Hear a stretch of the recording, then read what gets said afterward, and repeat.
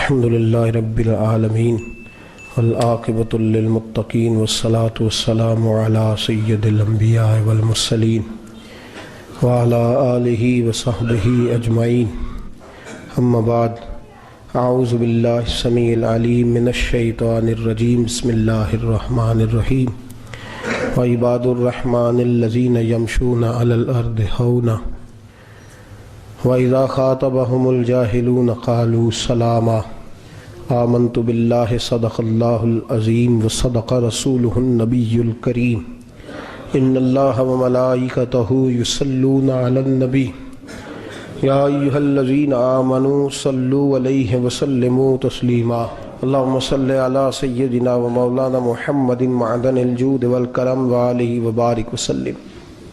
تمام تعریفیں خالق کائنات کے لیے اور ہر قسم کے درود و سلام نبی رحمت صلی اللہ علیہ وسلم کی ذات والا صفات کے لیے حمد و صلات کے بعد اللہ تبارک و تعالی اور پیارے محبوب صلی اللہ علیہ وسلم نے ہمیں رزق حلال اکٹھا کرنے سے منع نہیں فرمایا اور نہ ہی دنیاوی نعمتوں کے استعمال سے منع فرمایا ہے۔ فرمایا کہ رزق حلال کوئی اگر جمع کرتا ہے، کوشش کرتا ہے، اچھا کھاتا ہے، اچھا پہنتا ہے، اچھا مکان بناتا ہے، منع نہیں، لیکن اسلام کہتا یہ ہے کہ تو ان ساری چیزوں کو استعمال کر، پیسہ تیرے بینک میں ہونا چاہیے، تیرے ذہن میں نہیں ہونا چاہیے۔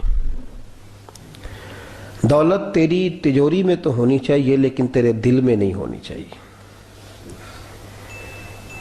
نبی پاک صلی اللہ علیہ وسلم کی سیرت اور حضور علیہ السلام کی تعلیمات کو جب ہم دیکھتے ہیں تو ایک پہلو جو بڑا منفرد نظر آتا ہے وہ یہ ہے کہ نبی پاک نے بادشاہی میں فقیری کی ہے، بادشاہی میں فقیری۔ اللہ کریم نے قرآن مجید میں اس کا انداز بیان فرمایا ہے۔ رب فرماتا ہے کہ ایک ہوتا ہے کسی بادشاہ کا بیٹا، کسی امیر کبیر وزیر کا کسی سے تعلق ہوتا ہے، وہ اکڑا اکڑا پھرتا ہے کہ میرے بڑے تعلق ہیں، میں بڑا روابط اور رشتوں والا ہوں۔ فرمایا وعباد الرحمن، وہ جو رحمان سے رشتہ رکھنے والے، وہ جو رحمان کے بندے ہیں جن کا اللہ سے تعلق ہے، الذین یمشون علی الارض ہونا، فرمایا جن کا رحمان سے رشتہ ہے وہ جب زمین پہ چلتے ہیں تو عاجزی کے ساتھ چلتے ہیں۔ وعباد الرحمن ہے وہ اللہ کے بندے، ان کے پاس طاقتیں خدائی ہیں، ان کے پاس تعلق جو ہے وہ خدائی ہے، رشتہ اللہ سے ہے، ان کے ہاتھوں میں طاقت مالک کی ہے، ان کی زبان میں تاثیر اللہ کی دی ہوئی ہے، ان کے وجود کے اندر، ذہن کے اندر جو صلاحیتیں اور قوتیں ہیں وہ خدائی ہیں، لیکن فرمایا اتنی بڑی طاقتوں کے مالک ہو کر بھی یمشون علی الارض ہونا، زمین پہ چلتے ہیں تو گردن جھکا کے چلتے ہیں، عاجزی ان کا وتیرہ ہے، وہ بادشاہی میں فقیری کرتے ہیں۔ ایک ہوتا ہے محتاج، ایک ہوتا ہے فقیر، اس میں فرق ہے۔ ایک آدمی کو اچھے کپڑے پہننے کے پیسے نہیں ملتے تو وہ فقیر نہیں، وہ محتاج ہے، اس کے پاس تو ہے ہی نہیں تو وہ کہاں سے پہنے۔ لیکن ایک آدمی کے پاس لاکھوں اور کروڑوں روپیہ پڑا ہے لیکن وہ بھی سادہ سا لباس پہننا پسند کرتا ہے تو یہ فقیر ہے، یہ درویش ہے۔ کنجوس اور درویش میں بھی فرق ہوتا ہے۔ ایک آدمی اس کا پیسے لگانے کو دل ہی نہیں چاہتا، خرچ ہی نہیں کرنا چاہتا، وہ بخیل ہے، کنجوس ہے۔ لیکن ایک شخص وہ ہے جس کے پاس سرمایہ ہے، مال ہے، لیکن وہ اپنی ذات کو بڑھانا پسند نہیں کرتا، وہ درویش ہے، وہ فقیر ہے۔ حضرت سیدنا عبد الرحمن ابن عوف رضی اللہ تعالیٰ عنہ کے پاس اتنے پیسے تھے کہ نبی پاک صلی اللہ علیہ وسلم نے فرمایا تو پکا جنتی ہے پر سب سے آخر میں جنت میں جائے گا۔ حضور میری غلطی، فرمایا جتنے پیسے ہیں اتنا حساب بھی تو دینا ہے نا۔ جس کے پاس صرف ہینڈ کیری بیگ ہوتا ہے نا وہ فٹافٹ باہر آ جاتا ہے، اور جس کے جتنے زیادہ بیگ ہوتے ہیں اس کو اتنی دیر چین پہ کھڑے رہ کے انتظار کرنا پڑتا ہے۔ تو فرمایا کسٹم بھی تو نے ادا کرنا ہے نا بھائی، نکل کے آنا ہے اس چنگل سے، تو کیسے جائے گا؟ جتنا مال ہے اتنا حساب دینا ہے۔ تو حضرت عبد الرحمن ابن عوف بڑے مالدار تھے، 80 ہزار درہم تو آپ کے انتقال کے بعد آپ کی ازواج کے حصے میں آئے تھے، اتنے تگڑے مالدار تھے۔ اور دینے کا انداز یہ تھا کہ اپنی بیوی اور بچوں کو کھلی چھٹی تھی، کہتے تھے جو جس کا دل کا ایک کھاؤ، ایک دن میں 5 الگ الگ کھانے بھی تم پکانا چاہو تو تمہیں اجازت ہے۔ کنجوس نہیں تھے، بخیل نہیں تھے، لیکن خود جب کھانا کھاتے تھے تو دال کو پیس کر شوربہ بنا کر اس میں روٹیاں بھگو کے کھاتے تھے۔ لوگ پوچھتے کہ جناب ہمارے لیے سارا کچھ ہے، بخیل بھی آپ کوئی نہیں، مالدار بھی، یہ کیا کر رہے ہیں؟ تو فرماتے تھے سرید کھا رہا ہوں، یہ کھانا میرے محمد کی سنت ہے صلی اللہ علیہ وسلم۔ فرمایا یہ کریم کا طریقہ ہے، میں وہ طریقہ، میں فرض محبت ادا کر رہا ہوں، کسی کی ادا کو ادا کر رہا ہوں۔ یہ میرا انداز ہے، میری ذات کے بارے میں میرا یہی انداز ہے۔ سرکہ کھا رہے تھے تو بیٹے نے کہا ابا جی آپ کیوں کھا رہے ہیں؟ کتنے دن ہو گئے آپ نے بھنا ہوا گوشت نہیں کھایا، تو کھائیں۔ فرمانے لگے بیٹے کل لقمہ اٹھایا تھا گوشت کھانے کو تو مجھے اپنے نبی کا فقر یاد آ گیا، مجھے رسول رحمت صلی اللہ علیہ وسلم نے وہ جو مہینہ کھانا نہیں کھایا وہ یاد آیا ہے۔ تو حضور کی وہ چیزیں مجھے ان اعلیٰ غذاؤں میں مبتلا ہونے نہیں دیتی، تمہیں اجازت ہے۔ تم بھئی بادشاہی میں فقیری، آج لوگوں کے پاس اتنا کچھ ہوتا نہیں جتنا کچھ وہ اپنے آپ کو دکھانا چاہتے ہیں، دکھانے کا معاملہ ہو گیا ہے، بلکہ قرض اٹھا کے لوگ اپنے آپ کو بڑا کر کے پیش کرتے ہیں، حالانکہ ایسا ہوتا نہیں۔ اسلام فقیری، بادشاہی میں فقیری، میرے رسول پاک صلی اللہ تعالی علیہ وسلم کی ایک حدیث ہے، اگر آپ اس کو سمجھ جائیں تو بہت ساری چیزیں جو ہیں ویسے کھل جائیں گی۔ ایک صحابی نے کہا حضور میرے جسم کو سکون نہیں، وجود کو سکون نہیں، ظاہری وجود کی بات کی، تو حضور نے فرمایا ازہد فی الدنیا فریح القلب والجسد، فرمایا دنیا سے دل دور کر لے، ازہد فی الدنیا، دنیا میں زہد کٹھا کر لے، دنیا داری سے ذرا اپنے دل کو دور کر، اللہ تیرے وجود کو بھی سکون عطا کرے گا اور تیرے دل کو بھی سکون عطا فرمائے گا۔ دنیا داری، ازہد فی الدنیا، ذرا ہٹ نہ دنیا سے، ہٹ ذرا، اللہ تیرے دل کو بھی سکون دے دے گا اور تیرے جسم کو بھی۔ اللہ سکون، راحت، فرحت، فریحاً فی القلب کے لفظ حدیث میں آئے، فرحت دے، فرحت کا معنی خوشی، تسلی، تازگی اللہ عطا فرمائے گا جب تو اپنے آپ کو تھوڑا دنیا سے بچائے گا۔ عزیزو بڑا شوق ہے، ہم دیکھتے ہیں پروٹوکول کا بڑا رنگ ہے، بڑا پروٹوکول ہے لوگوں کا، 2 گاڑیاں آگے 2 پیچھے، بندہ ایک بیٹھا ہے، وہ سمجھتا ہے کہ جو یہ زندگی ہے یہ تو شاید کسی کو اور میسر ہی نہیں۔ اور میں اکثر دیکھتا ہوں، میں کہتا ہوں یار کیسا عجیب شخص ہے، جن پولیس والوں کو اس نے پروٹوکول پہ لگایا ہے نا، حکومت ختم ہوگی تو یہی پکڑ کے اسے جیل میں ڈالیں گے، لیکن یہ خوش ہے۔ حضرت ابو علی قلندر رحمۃ اللہ تعالیٰ علیہ کا ایک درویش تھا، تو وہ سڑک سے گزر رہا تھا، علاؤ الدین خلجی کا زمانہ تھا۔ علاؤ الدین خلجی بہت بڑے حکمران ہوئے متحدہ ہندوستان کے، پاکستان، ہندوستان، افغانستان، سب پہ ان کی مشترکہ حکومت تھی۔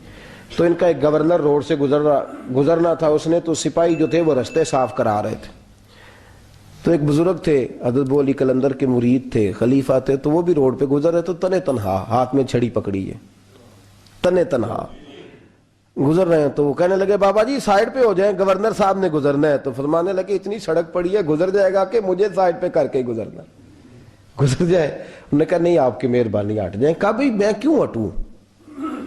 وجہ اس کی اتنا رستہ ہے، گزر جائے، میں بوڑھا آدمی ہوں، تم مجھے سائیڈ پہ کرو گے، پھر رستہ ڈھونڈتا پھروں گا۔ کہا بابا تیری مہربانی ہٹ جا، نگاہ فقر میں شان سکندری کیا ہے، اور خراج کی جو گدا ہو وہ کیسری کیا ہے۔ اس نے کہا میں اس کو کیا سمجھتا ہوں، بادشاہ ہوگا تو گھر ہوگا، میں اسے کیا سمجھتا ہوں۔ اور میں ناراض نہ ہوئیے گا، امیروں کو خراب غریبوں نے کیا ہے، بڑوں کو خراب چھوٹوں نے کیا ہے۔ اگر ہم گاڑیوں کے آگے پیچھے بھاگنا چھوڑ دیں تو لیڈر سیانے ہو جائیں، یہ ہمارے نعرے تباہی کرتے ہیں، ہم نہیں سمجھتے کہ ہم کتنا نقصان کرتے ہیں۔ نگاہ فقر میں شان سکندری کیا ہے، خراج کی جو گدا ہو وہ کیسری۔ اقبال کہتے ہیں کہ وہ تو بڑے فقیر ہیں جن کو تم بادشاہ سمجھتے ہو، تمہارا ٹیکس نہ ملے تو ان کی حکومت نہیں چلتی۔ تو خراج کی جو گدا ہو وہ کیسری کیا. خیر حضرت ابو علی قلندر رحمۃ اللہ علیہ کے وہ درویش جو تھے نا وہ روڈ پہ کہا بابا جی ہٹ جائیں. کہنے لگے نہیں ہٹتا. انہوں نے بازو پکڑ کے نا بابا جی کو ذرا زور لگانا چاہا تو بابا جی نا آلتی پالتی مار کے چوکڑی مار کے تو زمین پہ بیٹھ گئے. کہنے جو اٹھایا جاتا ہوں تو اٹھا لو.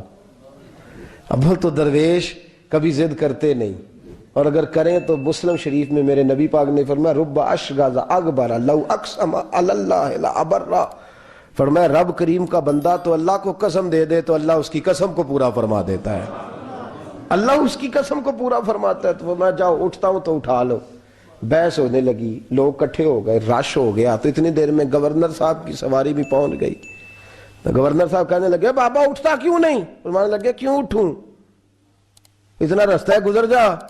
میں بابا اٹھ کیوں شور ڈالا ہوا ہے؟ کہنے لگے تو میرے نوکر کا نوکر ہو کے مجھے اٹھنے کا کہتا ہے.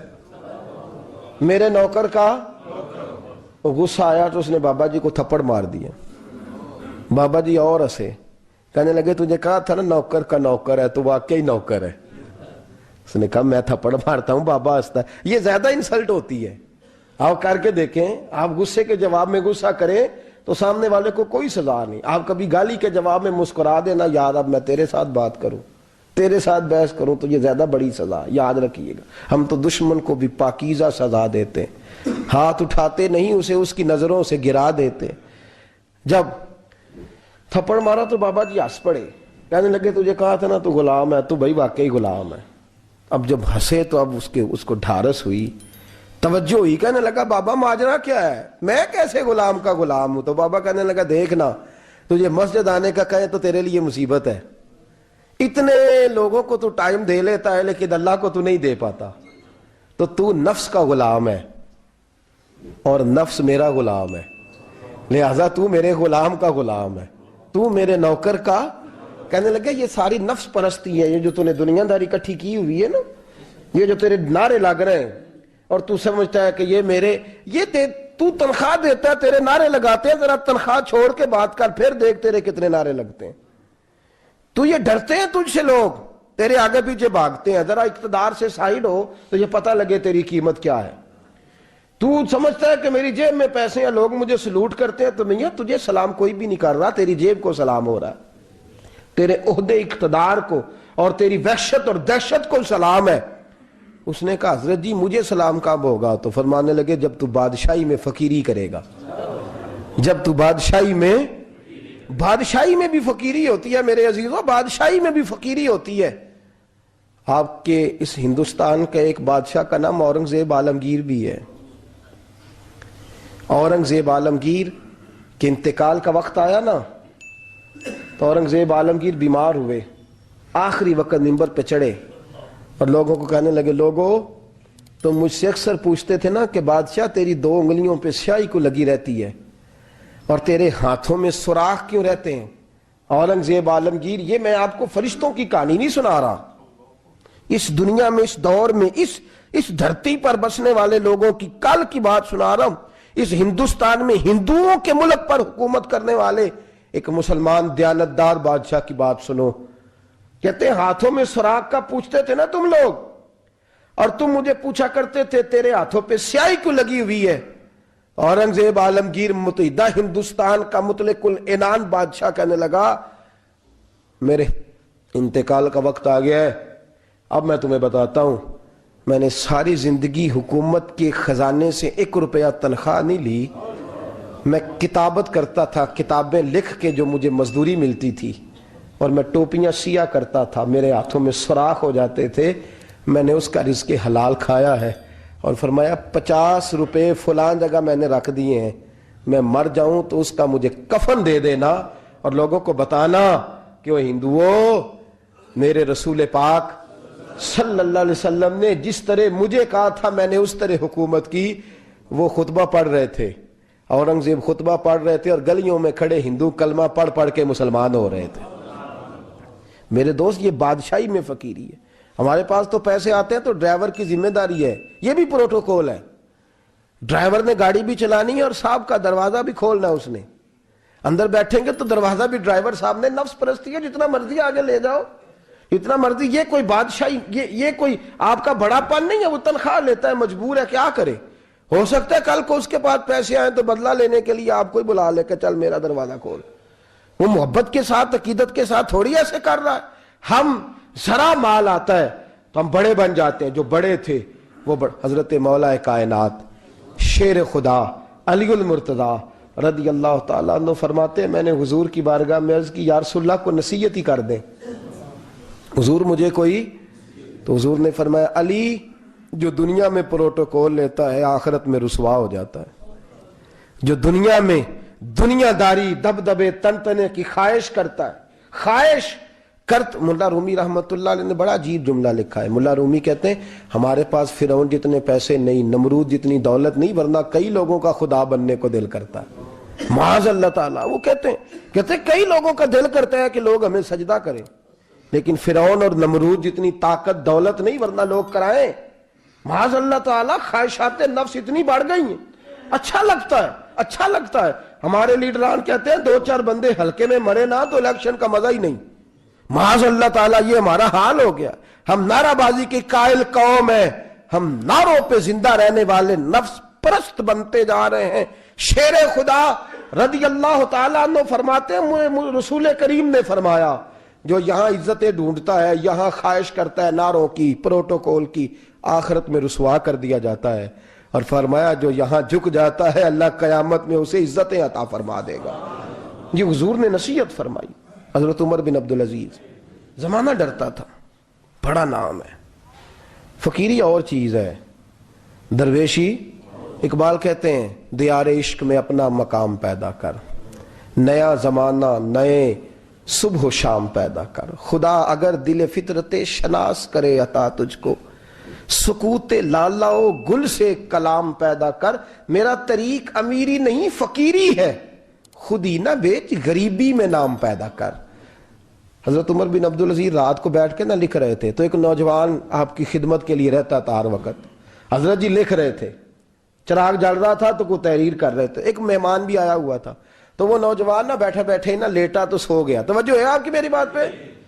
بیٹھا بیٹھا نا وہ بیچارہ سو گیا تو حضرت نے تکیہ پیش کر دیا.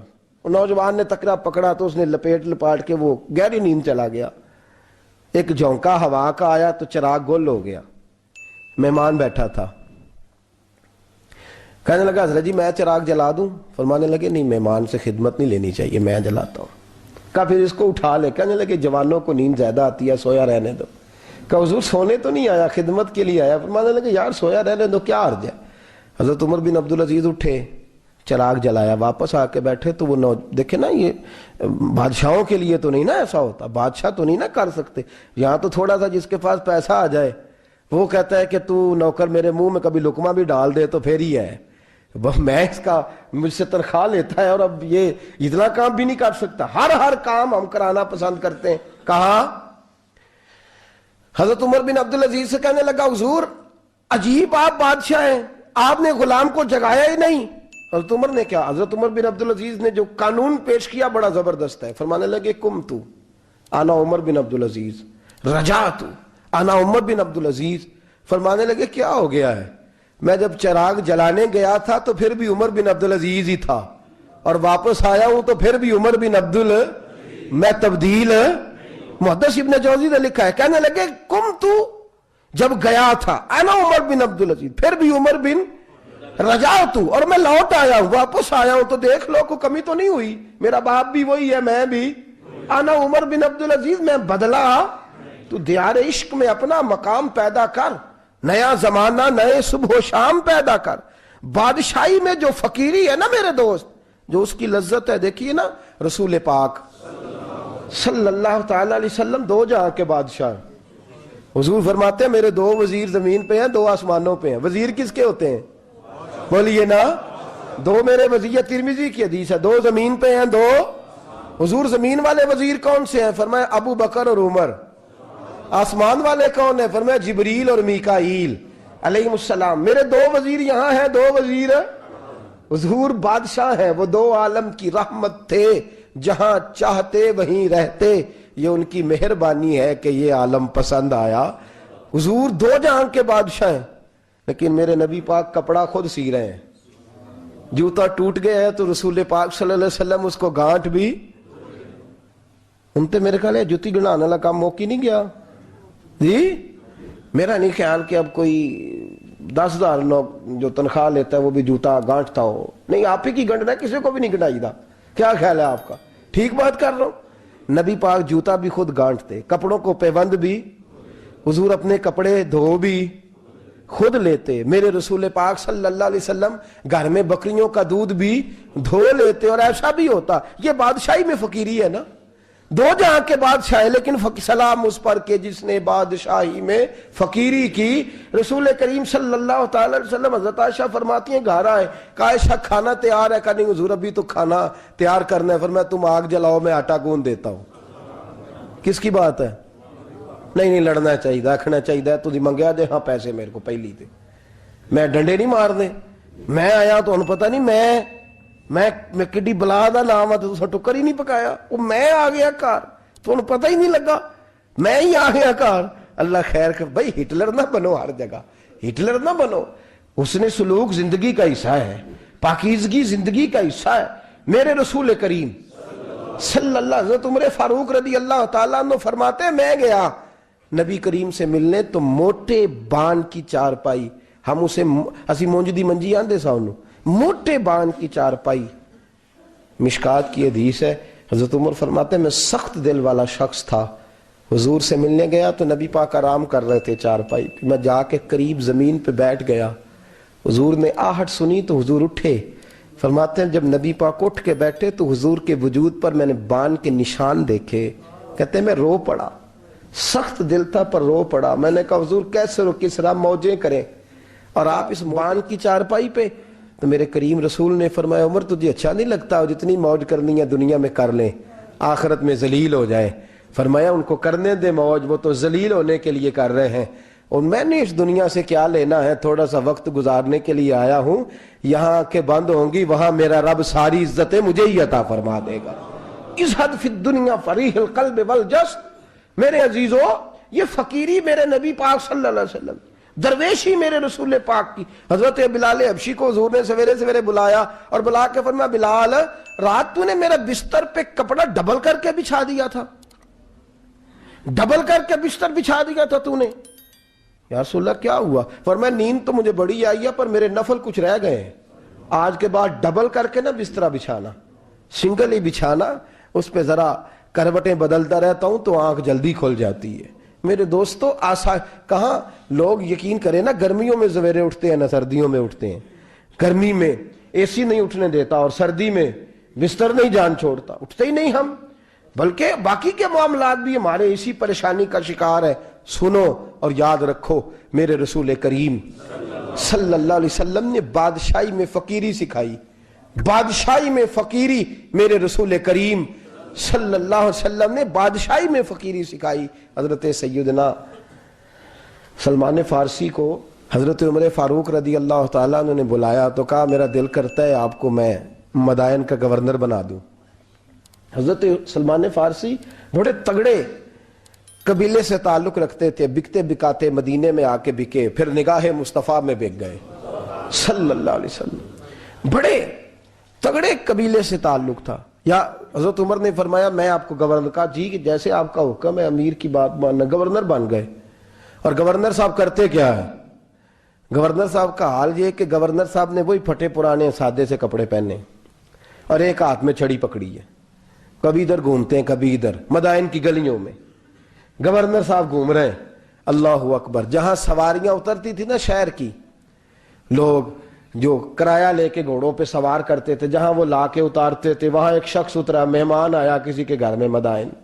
وہ شخص مہمان آیا تو اس کے بعد بڑے بڑے بکسے تھے, اس نے حضرت سلمان فارسی کو گھومتے دیکھا, کہنے لگے او غلام ادھر آئے نا, او بولیے او غلام ادھر آ. حضرت سلمان فارسی کہنے لگے جی جناب. کہنے لگے میرا سامان اٹھا اور فلاں گھر میں نے جانا, چھوڑ کے آ.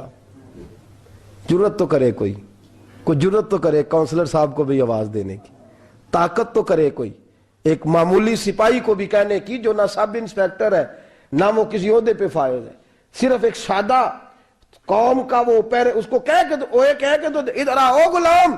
بھائی گورنر کوئی کہہ دیا, गवर्नर साहब ने सर के ऊपर बक्सा उठाया है और गलियों में गुजर रहे, कहते हैं भाई गुलाम को रास्ता दे दो, जरा सामान वजनी है, जरा गुलाम को रास्ता दे दो, सामान वजनी है, पीछे हट जाओ, जरा रास्ता दे दो। शहर में दाखिल हुए तो लोग दौड़े आए, कहा हुजूर हमें दे दें। फरमाया नहीं, उसने मुझे कहा है गुलाम उठा। वो शख्स शर्मिंदा हो गया, कहने लगा हुजूर मुझे कब खबर थी कि आप गवर्नर हैं, गलती हो गई, मैं गुलाम कह बैठा। हजरत सलमान फारसी रो पड़े, फरमाने लगे तू मेरा मोहसन है, तूने तो मुझे मेरी औकात याद करा दी है। मैं गुलाम हूं, मैं खजूरें बेचा करता था, मैं मदीने में नौकरी करता था, तूने अच्छा किया है।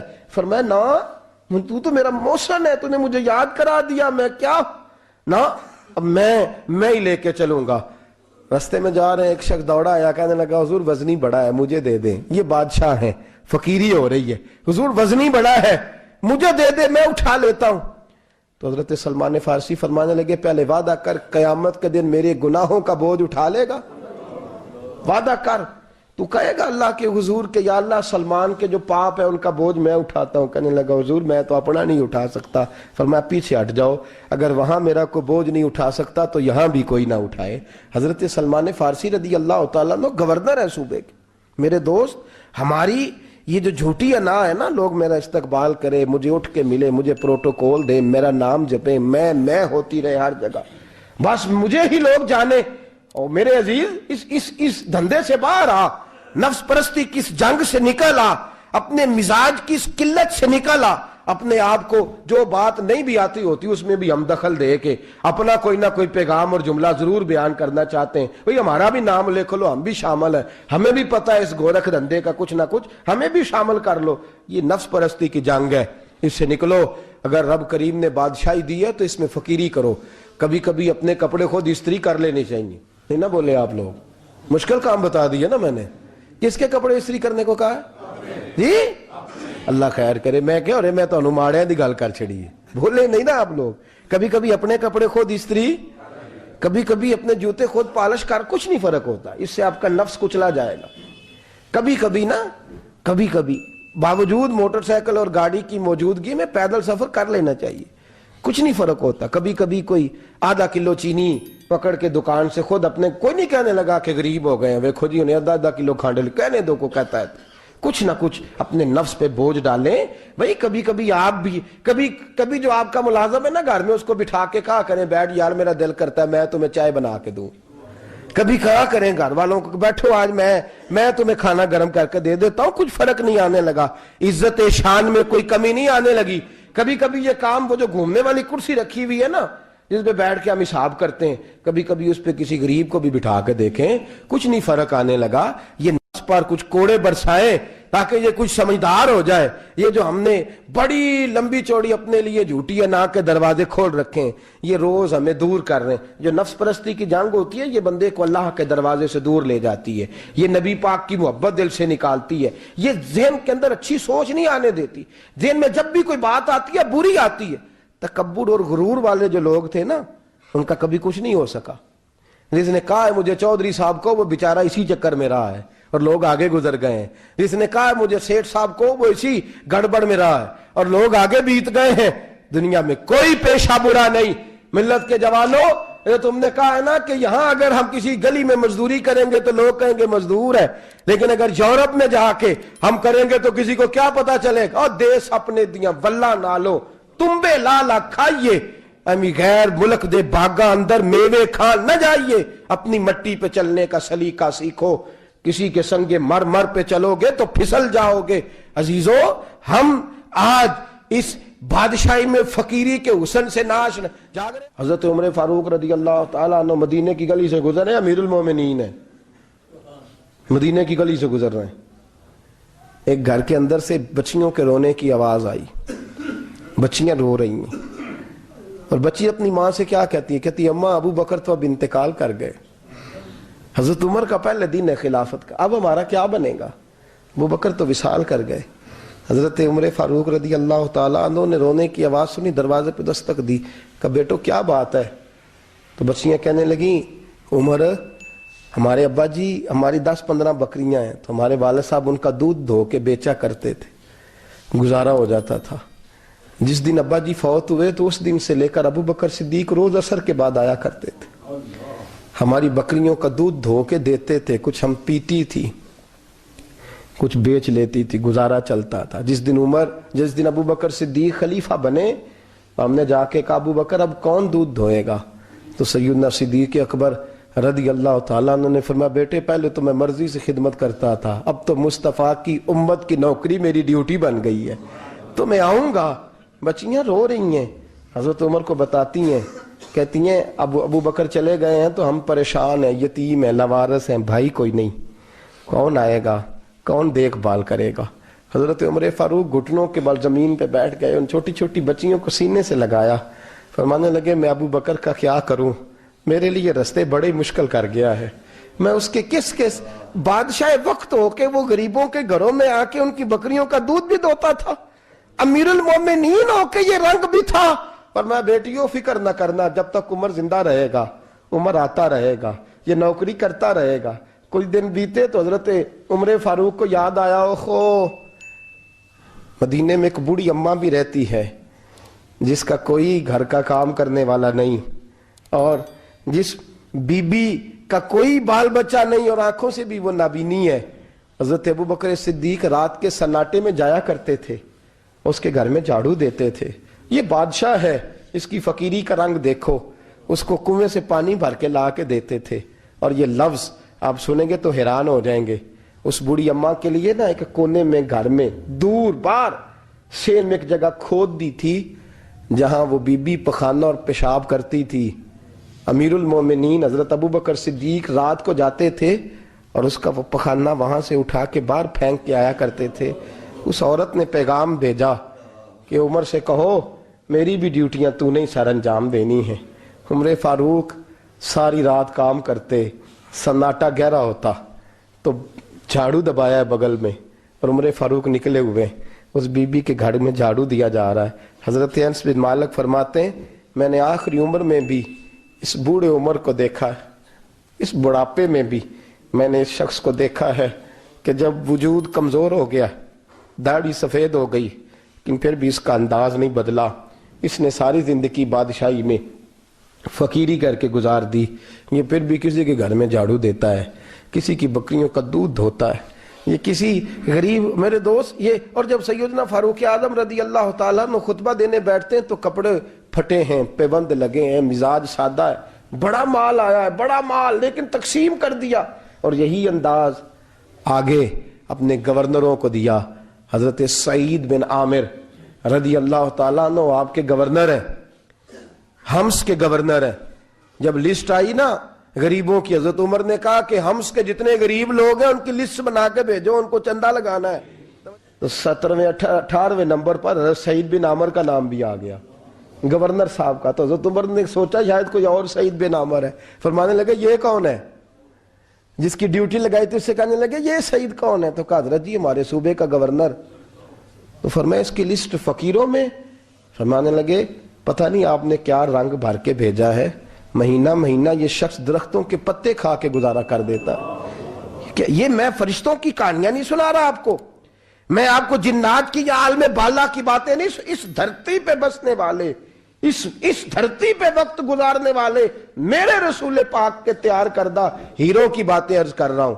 حضرت عمر گئے ایک دفعہ، کہا مجھے بتاؤ تمہارا گورنر کیسا ہے؟ تو حمص کے لوگ کہنے لگے ہمیں اپنے گورنر سے 4 شکایتیں۔ کون کون سی؟ کہ پہلی بات تو یہ ہے کہ گورنر صاحب کو چاہیے فجر کے وقت آئیں، یہ سورج نکل آتا ہے تو باہر آتے ہیں گھر سے، سورج نکل آتا ہے تو آپ کہہ کے تو دیکھیں کسی معمولی سرکاری ملازم سے بھی، پھر آپ دیکھیے آپ کا کیا بنتا ہے۔ کہا یہ سورج نکلتے وقت آتے ہیں۔ دوسری شکایت یہ ہے کہ دن کو ملتے ہیں رات کو نہیں ملتے۔ تیسری شکایت یہ ہے کہ مہینے میں ایک دن ملتے ہی نہیں گورنر صاحب۔ چوتھی شکایت ہے کہ روتے ہیں، کبھی کبھی اتنا روتے ہیں کہ بے ہوش ہو جاتے ہیں۔ حضرت فاروق اعظم نے کھڑا کر لیا، فرمایا سعید تیری شکایات آئی ہیں، کہ حضور حکم۔ فرمایا سنا ہے، پہلے تو فجر کے وقت آ جاتا تھا لوگوں کے مسائل سننے، اب تو سورج نکلتے وقت آتا ہے۔ کہ حضور بیوی بیمار ہو گئی ہے اور گھر میں نوکر تو ہے کوئی نہیں، تو میں سویرے اٹھتا ہوں تو پہلے ناشتہ بناتا ہوں، بچوں کو کھلاتا ہوں۔ اس عورت نے 35 سال میرے ساتھ وفا کی ہے، اب چارپائی پہ ہے تو میں اس کے منہ میں لقمے ڈالتا ہوں. کہا اسے کھانا کھلا کے جب وہ دعا دیتی ہے تو پھر نکلتا ہوں. تو کہا سنا ہے تو ہفتے میں ایک دن ملتا ہی نہیں مہینے میں. کہنے لگے حضرت جی جب مدینے سے آیا تھا تو ایک کرتا اور ایک تامد ساتھ لایا تھا. مجھے آج 2.5 سال ہو گئے ہیں, میں نیا لباس نہیں خرید پایا. میں نے عرض کی میں اس دھرتی پہ بسنے والے لوگوں کی داستان سنا رہا ہوں. کہا میں اپنی تامد دھو کر خشک ہونے کو ڈال دیتا ہوں, اسے آدھا دن لگ جاتا ہے, خشک ہوتی ہے تو تامد پہن کے قمیض دھو لیتا ہوں اور پھر قمیض ڈال دیتا ہوں. حضرت جی سارا دن بیت جاتا ہے تو باہر نہیں آ پاتا. حضرت عمر فاروق کی گردن جھک گئی. کہا سنا ہے تو رات کو ملتا ہی نہیں. یہ لفظ کہے تو حضرت سعید بن عامر کہنے لگے یہ میرا راز تھا, آپ میرے امیر نہ ہوتے تو کبھی فاش نہ کرتا. دن میں نے بندوں کے لیے رکھا ہے, رات اپنے رب کے لیے رکھی ہوئی ہے. میں رات کی تنہائیوں میں اپنے کریم کی بارگاہ میں جاتا ہوں اور میں سارے دن کے گناہوں کی معافی مانگتا ہوں. میں اپنی غلطیوں کی تلافی کا سوال کرتا ہوں, اس کے حضور جاتا ہوں, اسے دکھڑے سناتا ہوں. رات میری اس کے لیے بیت جاتی ہے. حضرت عمر کی اور گردن جھک گئی. فرمایا یہ بتا کہ تو ملتا ہی نہیں, کبھی کبھی تو روتا ہے اور بے ہوش ہو جاتا ہے. حضرت جی 40 سال کی عمر میں کلمہ پڑھا ہے, جب 40 سال کے پچھلے گناہ یاد آتے ہیں تو کہا پھر میں ضبط نہیں کر پاتا. وہ خطائیں, وہ پاپ, وہ جرم, وہ خطائیں جب سوچتا ہوں نا کہ رب کھڑا کر کے پوچھے گا بتا یہ جرم کیوں کیا, تو وہ احساس مجھے پریشان کر دیتا ہے. حضرت جی میں پھر برداشت نہیں کر پاتا, پھر میں تڑپ اٹھتا ہوں, میری یہ کوتاہیاں ہیں, بتائیے کیا کہتے ہیں. حضرت فاروق اعظم نے گردن اٹھائی تو آنکھوں میں آنسو تھے. کہنے لگے یا اللہ مجھے اس جیسے کچھ اور گورنر بھی عطا فرما, یا اللہ اس جیسے کچھ اور گورنر بھی. عزیزو اپنا حال کیا ہے. ملک شام جب فتح ہوا تو حضرت سعد بن ابی وقاص رضی اللہ تعالیٰ عنہ کہتے ہیں کہ کچھ لوگ مجھے کہنے لگے کہ ہم آپ سے معاملات طے نہیں کریں گے, ہم جزیہ دیں گے, ٹیکس دیں گے, اسلامی حکومت کے زیر اثر آئیں گے, لیکن آپ سے معاملات طے نہیں کریں گے, اپنے امیر کو بلائیے. تو حضرت سیدنا سعد بن ابی وقاص کہتے ہیں میں نے خط لکھا. فرماتے خط لکھا حضرت عمر کو. میں نے کہا جناب آئیے. جواب میں حضرت عمر نے خط میں جواب لکھا کہ فلان دن فلان تاریخ فلان وقت میں ملک کے شام پہنچ جاؤں گا. حضرت سیدنا عمر چلے گھر سے, ایک غلام, ایک گھوڑا, ایک نیزہ. حضرت فاروق اعظم نے کچھ کھجوریں, خشک کھجوریں, کچھ سرکہ باندھ کے رکھ لیا رستے میں کھانے کو. یہ بادشاہی میں فقیری ہو رہی ہے. لاکھوں مربع میل کا حکمران ہے, کروڑوں اربوں روپے پاس پڑے ہوئے, وہ ساری چیزیں رکھ لیں اور سیدنا عمر فاروق رضی اللہ تعالیٰ عنہ چلنے لگے. اب غلام سے کہنے لگے بھئی میرا گھوڑا ذرا ماڑا ہے, کمزور ہے, طے کر لیں اتنے میل تو گھوڑے پہ بیٹھے گا, میں پیدل چلوں گا, پھر اتنے میل میں گھوڑے پہ بیٹھوں گا, تو پیدل چلے گا. ملک شام پہنچنے کا وقت آ گیا. جب وقت آیا تو پیدل چلنے کی سواری حضرت عمر کی تھی, ان کی باری تھی پیدل چلنے کی, اور سواری پر سوار ہونے کی باری غلام کی تھی. توجہ, یہ لوگ رشتے کرتے ہیں نا تو کرائے کی کار لے کے چلے جاتے ہیں, بعد میں وہ پوچھتے ہیں کہ تسی تے کار تے آئے سو. ہم اپنے آپ کو بنانے کے لیے جھوٹی انعام بھی خریدنی پڑے تو خریدنے سے ہم پرہیز, ہم جو بتاتے ہیں وہ ہم ہوتے نہیں, اور جو ہم ہوتے ہیں وہ ہم بتاتے. حضرت سیدنا عمر فاروق رضی اللہ تعالیٰ عنہ سواری پہ غلام ہے, خود پیدل ہے, اور حال کیا ہے, بارش ہوئی تھی تو کچھ پانی کھڑا تھا, چھوٹے چھوٹے جوہڑوں میں چھوٹے چھوٹے تالاب بنے ہوئے تھے, پانی کھڑا تھا. تو حضرت عمر فاروق رضی اللہ تعالیٰ چمڑے کے جوتے پہنے, وہ جوتے دونوں اتار کے تو بغل میں دبا لیے.